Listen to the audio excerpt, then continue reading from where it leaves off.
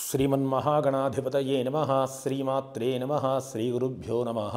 9వ తారీఖు తదుపరి 9వ తారీఖు మంగళవారమైనది. ఇది మార్గశిర మాసంలో బహుళ త్రయోదశి అంటారు. బహుళ త్రయోదశి ఈ తిథి రాత్రి 8:46 వరకు ఉన్నది. తదుపరి చతుర్దశి ప్రవేశిస్తుంది. కనుక ఈరోజు నక్షత్రము జ్యేష్ఠ నక్షత్రమైంది. ఈ జ్యేష్ఠ నక్షత్రము రాత్రి 8:04 వరకు కూడా జ్యేష్ఠ ఉంది. అలాగే వర్జము తెల్లవారుజామున అంటే తెల్లవారితే 10వ తారీఖు అనగా తెల్లవారుజామున 3:56 నుంచి 5:30 వరకు కూడా వర్జం ఉన్నది. మరియు మంగళవారం అవడం చేత ఈ రాహుకాలం కూడా 2 విడతలుగా మనకి స్పర్శ కలుగుతుంది. ఒకటి ఉదయం 8:51 నుంచి 9:30 వరకు ఉంటుంది.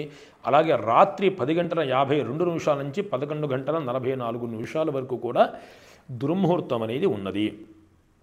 అదేవిధంగా మంగళవారం రోజున ఈ మధ్యాహ్నం 3 గంటల నుంచి 4:30 వరకు కూడా రాహుకాలం అనేది ఉన్నది.